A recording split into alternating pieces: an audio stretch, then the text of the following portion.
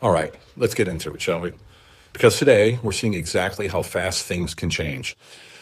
Iran just launched its most significant attack on Israel in modern history last night.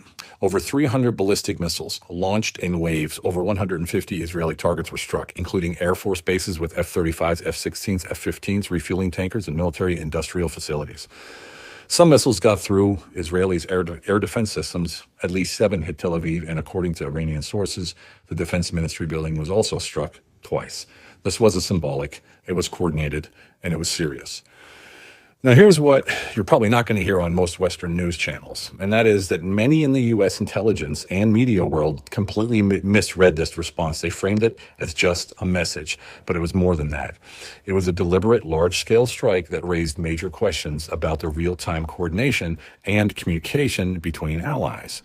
Because let's be honest, it doesn't appear that the U.S. and Israel were fully aligned or synchronized before or during this event. The U.S. is watching.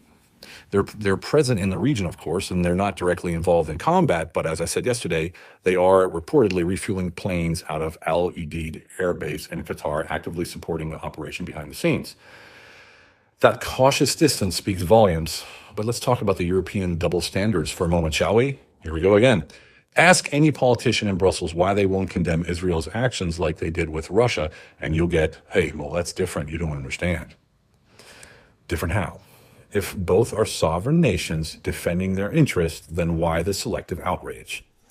And I'm asking this only as a neutral party, looking at so-called leaders in Europe, because that tells me it isn't about their values at all, if they have any. It's about narrative management and about the sides they take to keep and to gain power. And the public's starting to wake up to it. Meanwhile, Iranian state media claims many of their missiles reached their intended targets. Israeli sources confirm about 150 interceptions, but no one's disputing that some did get through. Was it the technology? Was it the scale? Well, that's not the point here, is it? The point is this. This was a serious test of preparedness, and both sides are now recalibrating.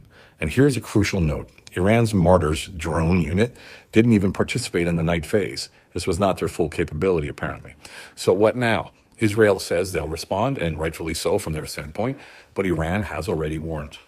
Any country defending Israel will be targeted next. That includes bases in neighboring countries and potentially American assets. That's why this matters. And while all eyes are on the Middle East, Russia is watching too, of course. If this escalates, Putin may use the distraction to end the war in Ukraine on his terms. We're not talking about isolated conflicts anymore. We're talking about global positioning. And every action, every delay reverberates. Let's not forget the European layer in all of this either. Once again, Europe is posturing and doing nothing, virtue signaling from Brussels, but no leadership, zero meaningful action. Big surprise. They follow, they don't leave, and they don't lead, and they never did. The only countries in Europe showing any real backbone right now are Hungary, who are fully resisting globalist pressure, Poland in part, and certain regions of Romania are pushing back internally. The rest, well, they're divided, confused, and passive. So what are we left with? Here it goes. You've got Europe split with itself, Ukraine and Russia locked in a cycle, the U.S. backing Ukraine and now supporting Israel, Israel striking Iran, Iran threatening back, and American bases caught in the middle. What a mess. It's a complete strategic quagmire with overlapping alliances and contradictory interests. That's why more than ever, you need to stay grounded. Keep your mind clear. Don't get caught up in the noise. Keep your life, your well-being, and your family the priority. As I said before, limit your news consumption, limit your social media. Don't fall into the trap of watching war like it's a Netflix series, because this constant exposure to fear, hype, and outrage, it messes with your head, and it can poison your home.